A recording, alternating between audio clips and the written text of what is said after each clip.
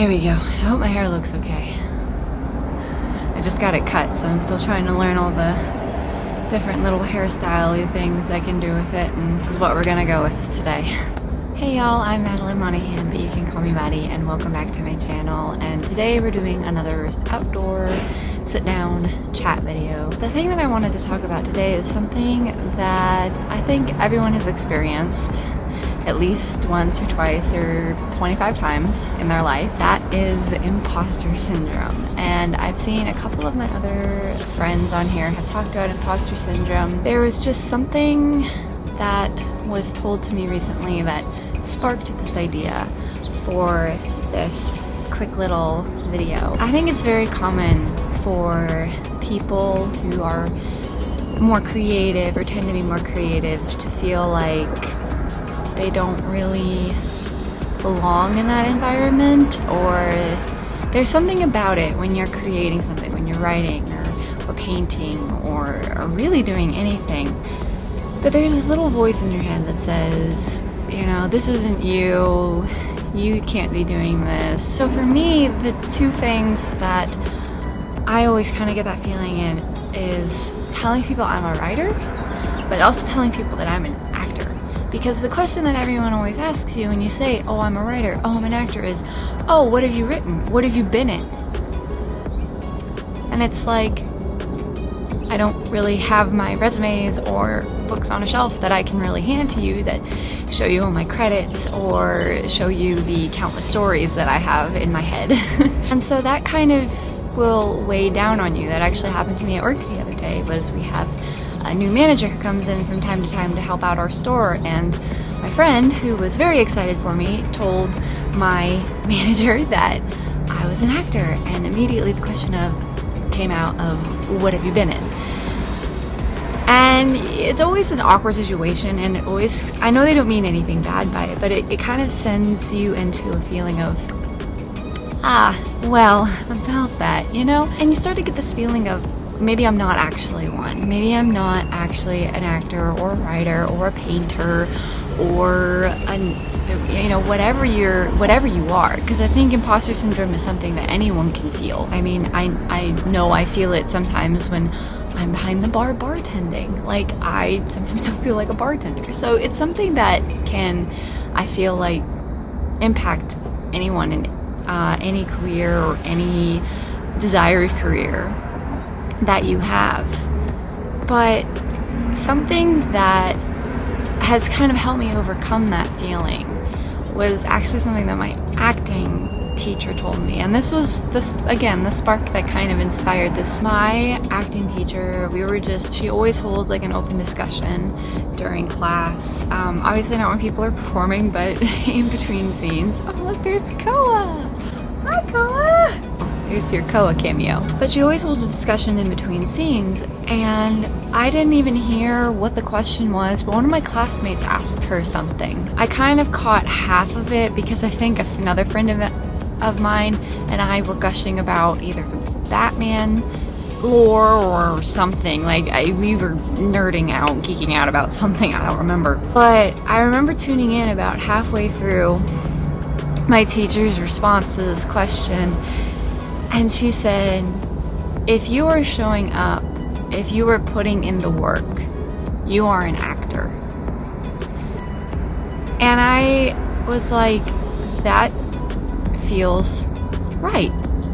Because yeah, I mean, you are showing up to this class, you're putting in your time, you're taking time out of your day to better your skills, better your craft, and you're putting in the work.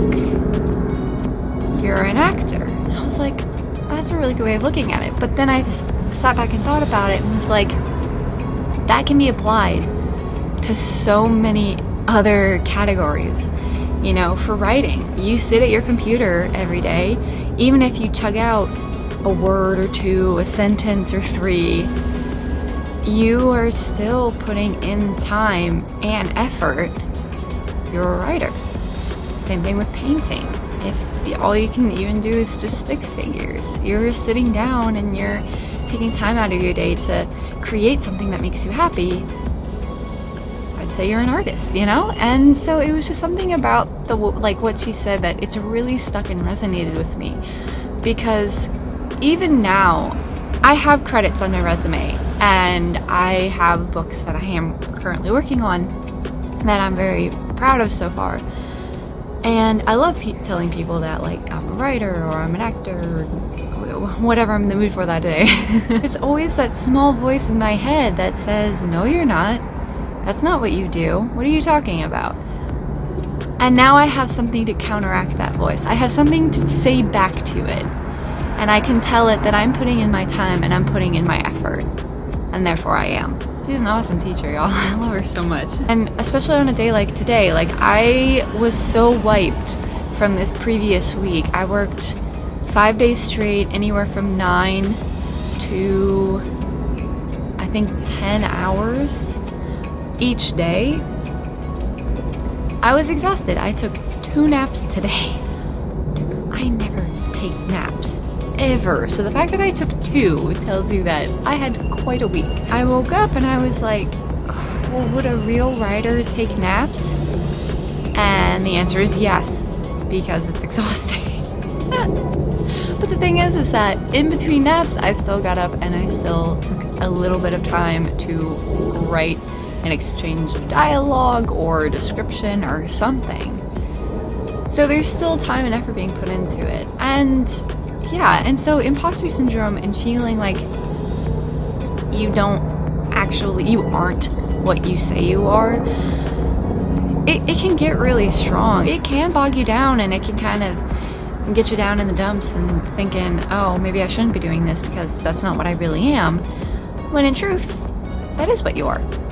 And I just absolutely love that I managed to catch that last half of the answer that my teacher had, and I'm wondering if my fellow classmate also asked the same thing about telling people you're an actor and having that imposter syndrome as a result. It's something that's definitely felt by everyone, but again, I just love that now I have something to counteract that feeling and say, you know what, I'm putting in time and effort and work for this. That is what I am, you know, and I'm proud of what I am. This is a very short video and probably, I think, the most serious I've ever been on this channel, which I don't know how you can call that serious. Koa is gone. She decided that she was bored. Thank you all so much for watching. I really hope you enjoyed this quick little video. I really hope that y'all can also take those words and use them in your defense of your own brain when it tells you this isn't right or this isn't you, because it is you, you know? You are putting in your time and you're putting in your effort, and therefore you are.